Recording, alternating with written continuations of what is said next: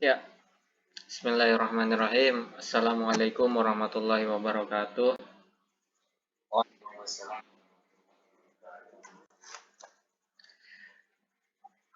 Salam sejahtera bagi kita semuanya. Bismillah, alhamdulillahirabbil alamin. Bihi nasta'in wa ala umurid dunya waddin wassalatu wassalamu ala asrofil anbiya'i wal mursalin wa ala alihi wa sahbihi ajma'in amma ba'd.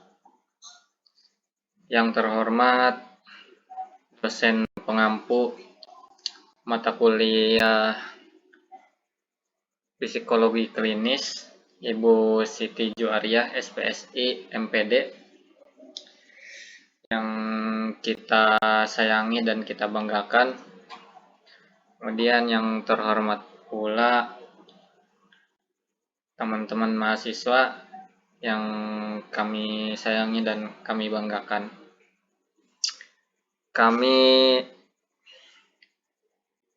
Saya atas nama Sani Setiawan dan Pak Budi izin melakukan presentasi materi yang membahas tentang proses diagnosa dan aspek diferensial terapi bicara pendekatan terapeutik.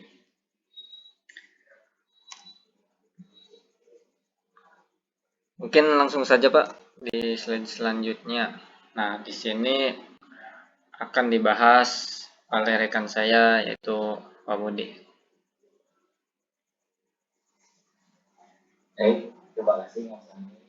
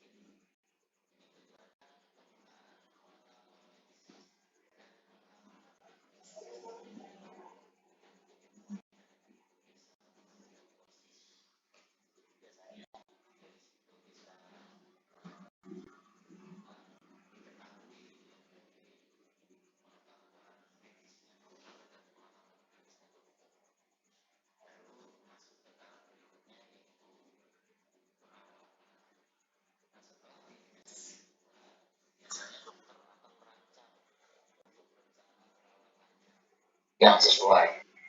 Ini mungkin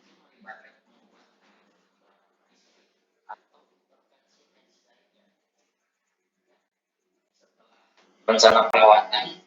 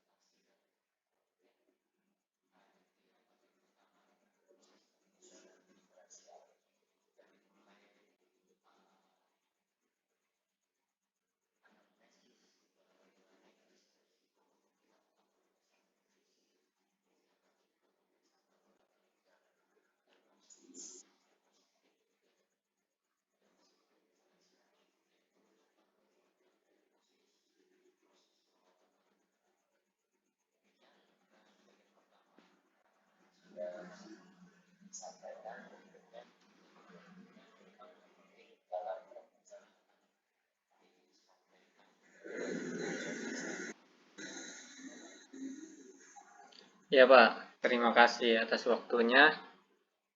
Mungkin bisa digeser ke slide selanjutnya Pak. Nah, di sini ada pembahasan tentang terapi bicara pendekatan terapeutik. Apa sih terapi bicara itu? Terapi bicara itu maknanya yaitu suatu upaya terapi yang melibatkan seseorang terapis bicara untuk mengupayakan penyembuhan kepada orang yang mengalami gangguan berbicara atau gangguan komunikasi. Nah, di mana terapis berusaha nih untuk menyembuhkan gitu atau mungkin minimal mengurangi gangguan terapi bicara pada seorang yang mengalami gangguan berbicara atau berkomunikasi. Nah, di sini terapi bicara itu yang pertama ada terapi bicara kognitif, di mana pendekatan ini bertujuan untuk membantu individu memahami dan mengatasi gangguan berbicara melalui latihan pemahaman yang mendalam. Jadi, seorang individu dilatih berbicara melalui pemahaman gitu. Pemahaman yang mendalam tentang proses berbicara dan berkomunikasi dengan orang lain. Kemudian yang kedua yaitu terapi bicara perilaku. Maknanya pendekatan ini berfokus pada modifikasi perilaku untuk meningkatkan komunikasi, melibatkan penguatan positif untuk respon komunikasi yang benar atau teknik lain untuk merangsang respon komunikasi yang diinginkan. Jadi perilaku cara berbicara individu yang mengalami gangguan komunikasi itu dimodif gitu, diubah supaya bisa lebih baik. Kemudian yang ketiga yaitu terapi bicara terintegrasi, di mana pendekatan ini mengintegrasikan berbagai teknik dan strategi terapi untuk merancang program yang disesuaikan dengan kebutuhan individu. Ini dapat mencakup komunikasi terapi kognitif, dan terapi bicara perilaku. Slide selanjutnya, Pak. Nah, kemudian yang keempat yaitu terapi bicara pemberian model. Jadi, teknik modeling, di mana terapi memberikan model komunikasi yang benar kepada individu untuk meniru dan mempraktekkan. Jadi seorang terapis memberikan komunikasi nih, dia berbicara dan mencontoh gitu, agar pembicaraannya itu dicontoh oleh individu yang mengalami gangguan berbicara. Kemudian selanjutnya yaitu terapi bicara keluarga, di mana terapi ini yaitu melibatkan keluarga untuk berkumpul bersama, menjalin komunikasi dengan lebih baik bersama keluarga. Kemudian yaitu selanjutnya terapi bicara elektronik. Nah, di mana ini melibatkan penggunaan perangkat lunak, misalkan alat-alat komunikasi seperti handphone dan lain-lain kan ya. Di sana digunakan sebagai alat terapi untuk melatih individu agar bisa lebih baik dalam berkomunikasi. Kemudian yang terakhir yaitu terapi bicara autism, di mana anak-anak spektrum autisme sering melibatkan pendekatan terstruktur membantu mereka mengembangkan kemampuan komunikasi verbal dan non-verbal.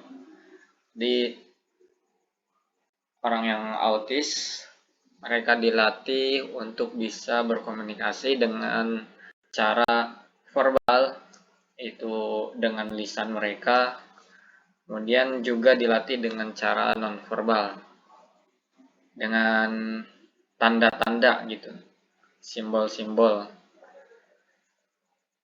Mungkin cukup ya dari kami tentang pembahasan proses diagnosa dan aspek diferensial terapi bicara dan pendekatan terapeutik ini.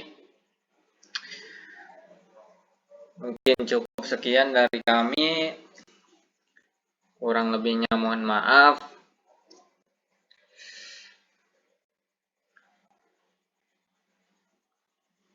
Kami selesaikan, kami cukupkan. Wallahul muwaffiq illa aqwamit thoriq. Assalamualaikum warahmatullahi wabarakatuh.